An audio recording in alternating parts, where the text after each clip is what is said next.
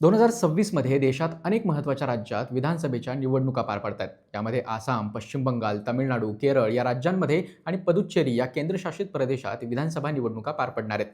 यापैकी आसाम आणि पुदुच्चेरीमध्ये एनडीए सरकार आहे, तर इतर राज्यांमध्ये विरोधी पक्षांची आणि इंडिया आघाडीची सरकार आहेत. भाजपला आसाममध्ये हॅट्रिक करण्याचा विश्वास वाटतोय, तर पश्चिम बंगालमध्ये ममता बॅनर्जी यांचं साम्राज्य खालसा करण्याचा चंगच भाजपनं बांधल्याचं दिसतंय. ममता बॅनर्जी देखील तेवढ्याच त्वेषानं भाजपच्या आक्रमक प्रचाराला सामोरे जाताना दिसत आहेत. केरळमध्ये भाजपसमोर एलडीएफ आणि यूडीएफचं आव्हान आहे, तर तमिळनाडूमध्ये भाजपची लढाई डीएमके पक्षासोबत आहे.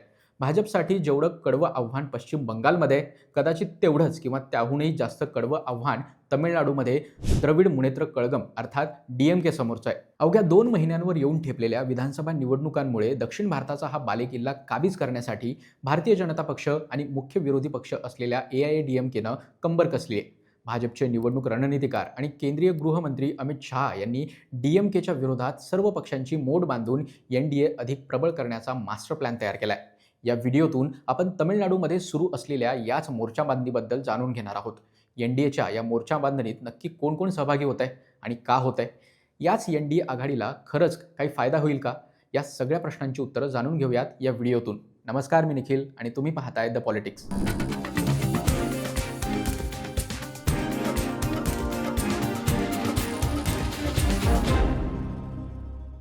तमिळनाडूच्या निवडणुकीबद्दल बोलताना बेसलाईन समजून घेण्यासाठी गेल्या निवडणुकीतील आकडेवारी समजून घेणं देखील गरजेचं आहे. 2021 साली पार पडलेल्या तमिळनाडू विधानसभा निवडणुकीत डीएमके पक्षाला सर्वाधिक 133 जागा मिळाल्या होत्या, तर प्रमुख विरोधक असलेल्या एआयएडीएमके पक्षाला 66 जागा मिळाल्या. आघाड्यांचा विचार केला तर डीएमके प्रणित सेक्युलर प्रोग्रेसिव्ह अलायन्स अर्थात एसपीएला 234 पैकी 159, तर एनडीएला 75 जागा मिळाल्या होत्या. आघाडीमधील पक्षांचा विचार केला तर एसपीएमधील डीएमके पक्षाला 38% मतांसह 133 जागा, काँग्रेसला 4.3% मतांसह 18 जागा, विदुतले चिरुतैगल कच्ची पक्षाला 4, तर सीपीआय आणि सीपीएम पक्षाला प्रत्येकी 2 जागा मिळाल्या होत्या.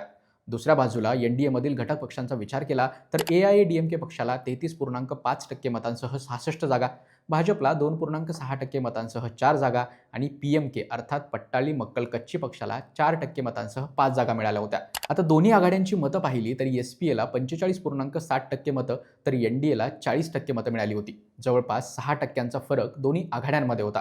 आता कट टू 2024च्या लोकसभा निवडणुका. 2024च्या लोकसभा निवडणुकीत भाजपनं अत्यंत आक्रमक प्रचार करत एआयएडीएमके या आपल्या मित्र पक्षाला सोबत न घेता एकट्यानं निवडणुकीला सामोरे जाण्याचा निर्णय घेतला. तत्कालीन प्रदेश अध्यक्ष के अन्नामलाई यांनी डीएमके सोबतच एआयएडीएमके या पक्षावर देखील टीकेची झोड उठवत भाजपला मजबूत करण्याचा प्रयत्न केला. भाजप लढली, पण त्यांना लोकसभेत एकही जागा जिंकता नाही आली. स्वतः के अन्नामलाई यांचा कोईम्बतूर या मतदारसंघातून देखील पराभव झाला. एआयएडीएमके आणि भाजपच्या मतांच्या विभाजनाचा फायदा डीएमकेला झाला आणि डीएमके प्रणित एसपीएनं तमिळनाडूतील सर्वच्या सर्व 39 जागा जिंकल्या.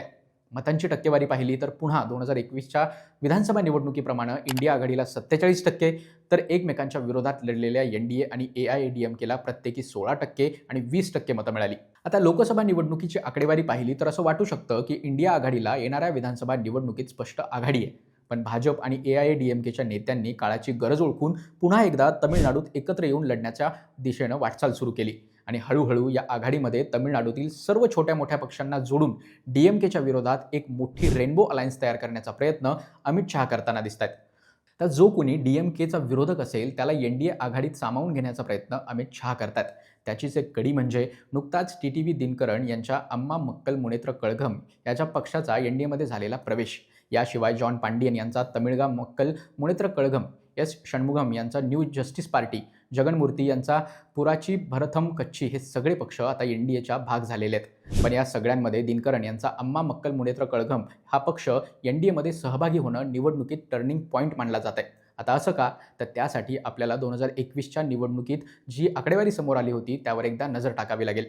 2021 साली डीएमके प्रणित आघाडीला मोठं यश मिळालं असलं तरी 45 विधानसभा मतदारसंघ असे होते जिथं डीएमके आणि एआयएडीएमके यांच्यातील अंतर फक्त 2,16,000 मतांचं होतं.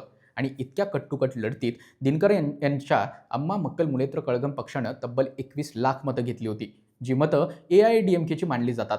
कारण दिनकरन हे जयललिता यांच्या जवळच्या सहकारी राहिलेल्या शशिकला यांच्या कुटुंबातील आहेत. त्यांनी पक्षाचं नाव देखील जयललिता म्हणजे अम्मांच्या नावावरूनच ठेवलं होतं. दिनकरन यांना AIADMK पक्षामध्ये महत्त्वाचं स्थान हवं होतं. मात्र जयललिता यांच्या निधनानंतर एडापाडी के पलानीस्वामी अर्थात EPS यांनी ओ पलानीस्वामी हे 2 महत्त्वाचे नेते पुढे आल्यामुळं दिनकरन यांनी स्वतःचा वेगळा पक्ष स्थापन केला आणि 2021च्या विधानसभा निवडणुका स्वतंत्रपणे लढवल्या. या निवडणुकीत दिनकरन यांच्या पक्षाला फक्त 2.5% मतं मिळाली. मात्र त्याचा थेट फटका AIADMKची सत्ता जाण्यामध्ये झाला.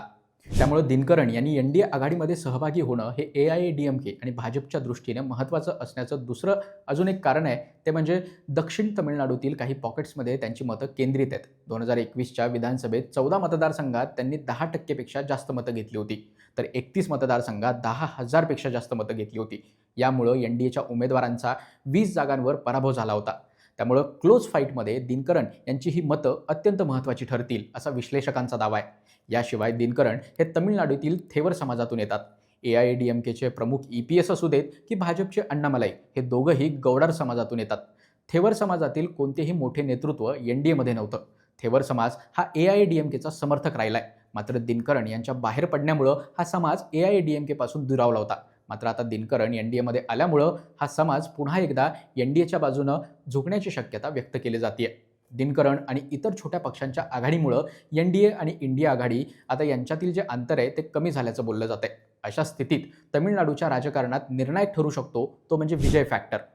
तमिळ सिनेमातील सुपरस्टार विजय देखील निवडणुकीच्या मैदानात उतरलेत. त्यांनी स्वतःचा TVK अर्थात तमिळगा वेत्रिकळघम नावाचा पक्ष स्थापन करून ते निवडणुकीच्या रिंगणात उतरलेत.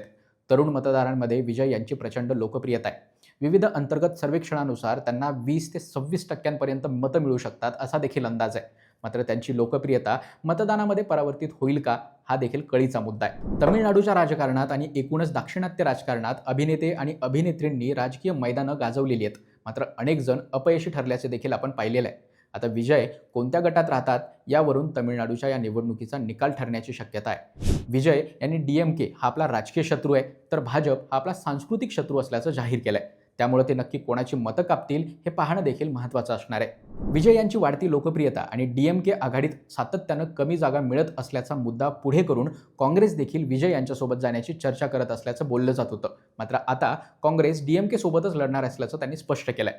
DMK समोर एकीकडे 5 वर्षाच्या अँटी इन्कम्बन्सीचं आव्हान आहे, मात्र जातीय आणि धार्मिक पातळीवर आघाडी मजबूत असल्यामुळं आपण सहज जिंकू असा विश्वास देखील आहे. तर दुसऱ्या बाजूला केंद्राच्या महाशक्तीच्या मदतीनं AIADMK पुन्हा एकदा सत्ता काबीज करण्यात उत्सुक आहे आणि त्यासाठीच सर्व विरोधकांना एकत्र आणण्याचा प्रयत्न केला जातोय. पण नेते एकत्र आले तरी केडर मात्र एकत्र येईल का यावर या निवडणुकीचा निकाल ठरू शकतो असं देखील बोललं जात आहे. आता अशा स्थितीत तमिळनाडूचा मतदार कोणाच्या पारड्यात आपलं मत टाकतो हे पाहणं देखील महत्त्वाचं असणार आहे. तमिळनाडूच्या या विधानसभा निवडणुकीबाबत आपली काय निरीक्षण आहेत आम्हाला नक्की कळवा आणि अशाच प्रकारचे माहितीपूर्ण कंटेंट पाहण्यासाठी द पॉलिटिक्सला लाईक, शेअर आणि फॉलो करायला विसरू नका.